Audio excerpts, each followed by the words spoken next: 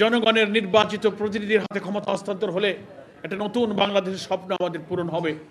সুশাসন পাবো, বাধাহীন পরিবেশে, গণতান্ত্রিক পরিবেশে রাজনৈতিক দল, সাংবাদিকরা তার মত প্রকাশের সুযোগ পাবে, রাজনীতি করার সুযোগ পাবে, ছাত্র সংগঠন অবাধ বাধাহীন পরিবেশে গণতান্ত্রিক পরিবেশ তারা ভোগ করবে। কিন্তু বিস্ময়ের ব্যাপার, অতি সম্প্রতি এই নুরুল হক নূরের উপরে আবার কিভাবে ফ্যাসিবাদ মুক্ত একটা সমাজে আবার যে নির্যাতন করা হয়েছে, সেটা জাতি বিস্মিত হয়েছে, স্তম্ভিত হয়েছে।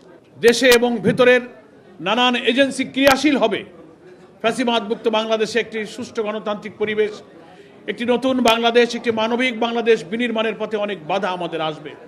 সেজন্য রাজনৈতিক মত পথের ভিন্নতা থাকা সত্ত্বেও আমরা যেন দেশ গঠনের মেজর ইস্যুতে যেন আমরা জাতীয় ঐক্যমত থাকতে পারি। আমরা দুর্নীতিমুক্ত সমাজ চাই, নিরপেক্ষ নির্বাচন চাই, জনগণের ভোটাধিকার প্রয়োগের মধ্য দিয়ে যেন প্রকৃত মতামতের প্রতিফলনের মধ্য দিয়ে সরকার গঠন হয়। এইসব ব্যাপারে তো আমাদের রাজনৈতিক দলের মধ্যে কোনো ভিন্ন মত নেই। অনেক ন্যাশনাল ইস্যুতে আমরা ঐক্যমত্য থাকলে আশা করি দেশ গঠনে আমাদের পরাশক্তি এবং অভ্যন্তরীণ শক্তি প্রতিবন্ধক হতে পারবে না।